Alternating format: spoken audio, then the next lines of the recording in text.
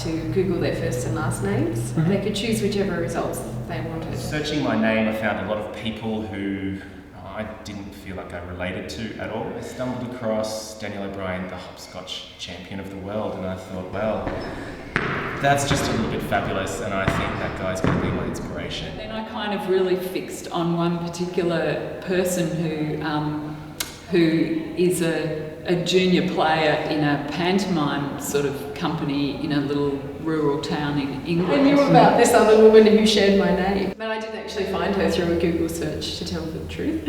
I'd seen she writes women's literature, fiction, chick lit. And I'd seen a display of her work overseas in this big window display that had my name all over it, and I kind of went. And then, in the meantime, I'd come across her again having done a Google search or something out of curiosity. I think that's probably where it came from, because she seemed to have this personality or be interested in things that were completely the opposite of me.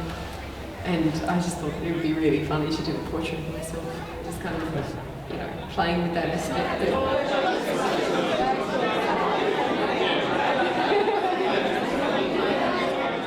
I perform under the name Ewa Lady.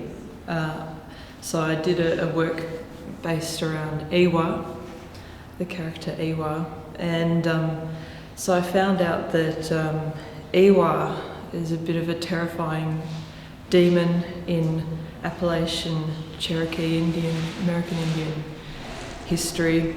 Because my name didn't originally come up in this Google search because of the spelling, so I put Sarah McCleary in, and it came up as a young lady over in America who's a cheerleader. She's into boys and cheerleading and all that kind of stuff. So I did a little projector of some colours on the wall, which was on that side of it was looking at sort of screensavers and the afterlight that you get in your eye when you look at a screen for a long time. I was sort of having a take on that, and then the actual image is of some pom-poms, just to sort of reflect this young Sarah McCleary.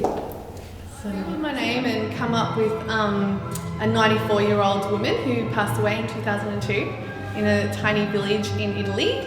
And so I wanted to, bring in her dying, so to speak, into the work. There was no one with my name, so I found a town called Studena in a few countries, in the Czech Republic, in parts of former Yugoslavia.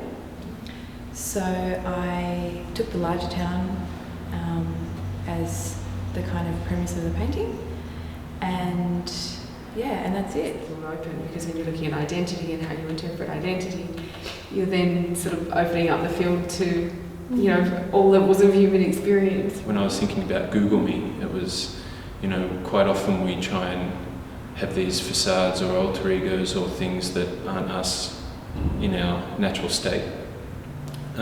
So as humans, we're always kind of trying to find something to represent us in a different way. The idea of, I think it's the Baudelaire idea, philosophy study, that everything now is just a copy of a copy of a copy of a copy. So it's kind of just everything's an imitation of something and derivative of something, and then you make your own something out of all of that history of copies. So I was interested in that aspect of it as well. Internet is just like this theatrical space for people to just play games with their identity. So the actual footage itself as well is obviously not high-end, and it's not slick, well-produced video art. It's something you would find if you YouTubed, how people just put up the mundane aspects of their life. They're vacuum cleaning, or they're dancing, or they're telling their sob story. So I like that. Technology allows access to so many things that are connected to yourself. Yeah, definitely. And particularly to your name, because in the end, these are portraits of names, not of people. And because I think they have to be taken with a bit of a grain of salt, in that they're taken on limited information. You can find a lot of stuff on the internet, but in the end, it's only. Well, it was open in that the idea of portraiture can be both a literal head and shoulders thing that sort of harks back to the traditional notion of portraiture, but also that portraiture is something that sort of indicates key elements of a personality and a character, and so how you then choose to interpret that through, it can be a very abstract kind of process. Well, also because we pretty much spelled out that we weren't expecting